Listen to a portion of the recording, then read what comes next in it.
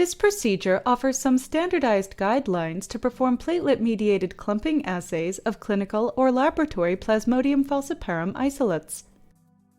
First, collect blood from an infected patient and harvest parasitized erythrocytes by centrifugation. Then culture and purify the asexual mature stages.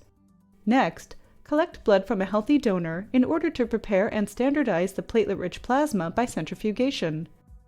Combine both the platelets and the parasitized erythrocytes for the clumping assay. Results from immunofluorescence microscopy can show P. falciparum clumps mediated by platelets. This technique is specifically designed to measure the clumping phenotype of Plasmodium falciparum clinical isolates in a resource-poor setting. Minimal variations in experimental procedures have been reportedly to increase influence in the outcome of clumping assays in the field.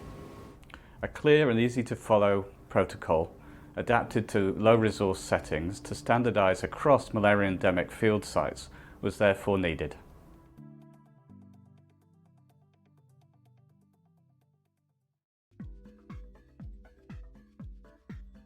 In a sodium citrate vacutainer, collect approximately 5 ml of whole blood from a malaria-naive host or 2.5 ml of blood from CM or SM malaria patients.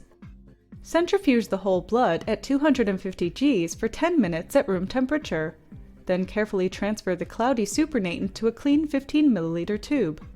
Remember that platelets are easily activated by temperature variations and physical shocks. Enumerate the pRP suspension using a Neubauer's hemocytometer and adjust to desired concentration with PBS.